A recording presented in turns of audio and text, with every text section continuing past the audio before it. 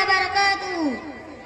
अल्हम्दुलिल्लाहिल्लज़ी अल्लमा bill कलम व अल्लमा इंसाना मा लम यअलम व अरसला इलैना रसूलहु नबिय्यल मुकर्रम सय्यदना मुहम्मदन सल्लल्लाहु अलैहि वसल्लम।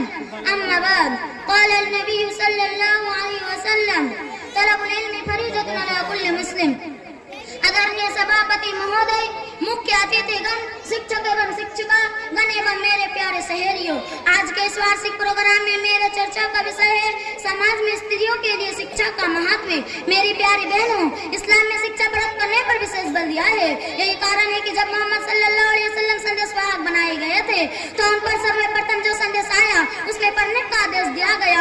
आपसे कहा गया, इक़रा बिस्मि रब्बिकल लज़ी खलक़, यह संदेश वाहक करो अपने उस रब के नाम से जिसने तुम्हें उत्पन्न किया।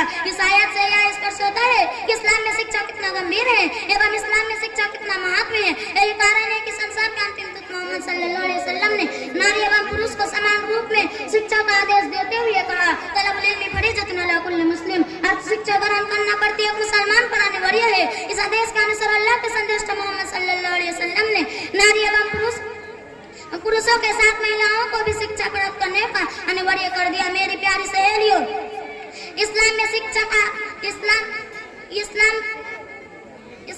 इस्लाम में शिक्षा का महत्व इस बात से भी प्रकट होता है कि नबी सल्लल्लाहु अलैहि वसल्लम ने सप्ताह में महिलाओं को शिक्षा देने के लिए एक दिन निर्धारित कर दिया था। इस्लाम में नारी और पुरुष एक दूसरे के पूरक है, इसलिए आप हमारे लिए एक दिन निश्चित कर दीजिए। अतः आपने हमारे लिए एक दिन निश्चित कर दिया जिसमें उनको अच्छी बातें सिखलाते। मेरी प्यारी सहपाठियों, इतने ही नहीं बल्कि आप सल्लल्लाहु अलैहि वसल्लम ईद के दिन औरतों के सभा में जाकर उनको अलग से शिक्षा देते। आप सल्लल्लाहु अलैहि वसल्लम से वर्णित है कि महिलाओं ने शिक्षा के विषय में कहा, पुरुष हमसे आगे हो गए हैं, इसलिए आप हमारे लिए एक दिन निश्चित कर दीजिए। इसलिए आप पुरुष हमसे आगे हो गए हैं। आप सल्लल्लाहु अलैहि वसल्लम से वर्णित है कि महिलाओं ने, मेरी प्यारी बहनों, आप विचार करें कि जिस समुदाय की माता एवं बहनें अशिक्षित हो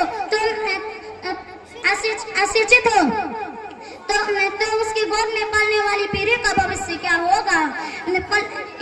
जबकि वास्तविकता यह है कि जब एक माँ की गोद ही पहली पाठशाला है जहाँ पर मनुष्य की शिक्षा दीक्षा की नींव पड़ती है। नारी शिक्षा के एक अंग्रेजन तक कहता है, when you teach a boy you teach a person and when you teach a girl you teach a generation। जब आप एक लड़के को पढ़ाते हैं तो आप एक व्यक्ति को पढ़ाते हैं, और जब आप एक लड़की को पढ़ाते हैं तो आप एक पीढ़ी को सिखाते हैं। परंतु शिक्षा के नाम पर बेपर्दगी पर इस्लामी अनुमति नहीं देता। अतः हमारे लिए अनिवार्य है कि ऐसे स्कूलों और कॉलेज की संख्या को बढ़ाए जहां पर हमारी बहन बेटियां सुरक्षित रहकर अनेक प्रकार की शिक्षा प्राप्त कर सके।